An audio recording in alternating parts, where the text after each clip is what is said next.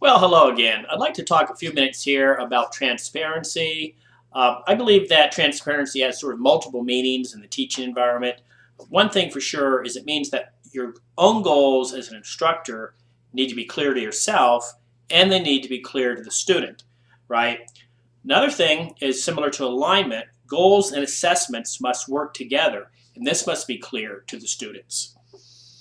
Can the students actually see how the different assignments that you put into your syllabus, put into your course, and how you assess them, can they see how that all works together to meet the class goals, your goals as an instructor, and their goals as a student? It gets kind of tricky, all right? So the ultimate issue is that I think students need to see that everything you're doing in the class fits into the larger picture. Now, very handily, very nicely, IPFW has created this baccalaureate framework. And I try very hard in all my assignments to explain to the students how the assessments, how the assignments coming up work within this baccalaureate framework and how this baccalaureate framework works within the marketplace of ideas, the marketplace of the workforce, the marketplace of the rest of their lives. How does all this work together, and can the students see this? Well, how do you actually do this, okay?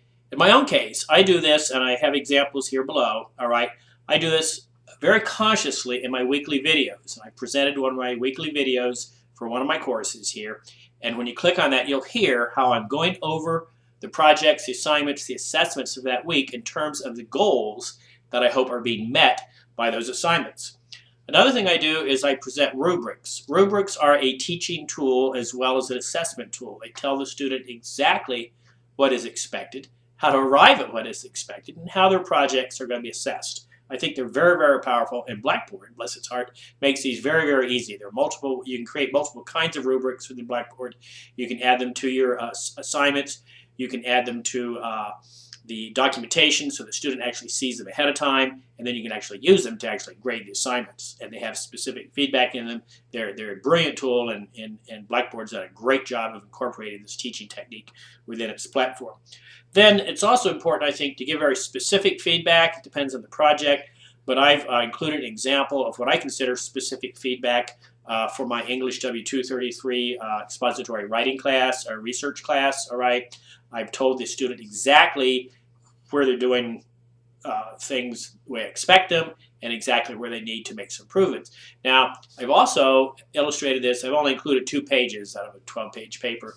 I've also shown you and the student where I embed, not all the time, but often, a MP3 file, an audio file, kind of going over the paper globally with the student so they can hear my voice, they can sort of understand the context in which I'm doing the assessment, in which I'm doing the critiquing. I have found this very, very useful, and I found that the students really like this. So once again, that's an example of being very specific, which I think is transparent. It's transparent teaching.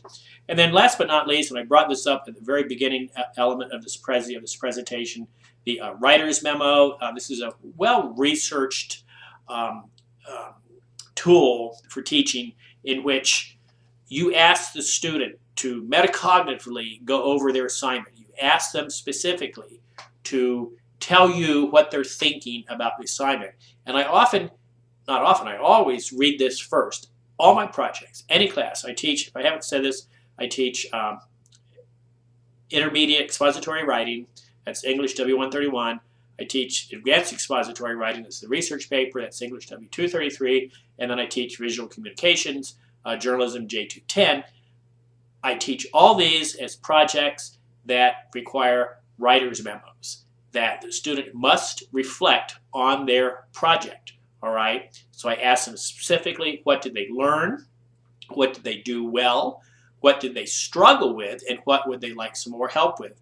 And this metacognitive exercise causes this reflective engagement of the student with their project and with their assessment. So once again, we're being very transparent here. And by reading this first, I can tell right away how the student did with the assignment.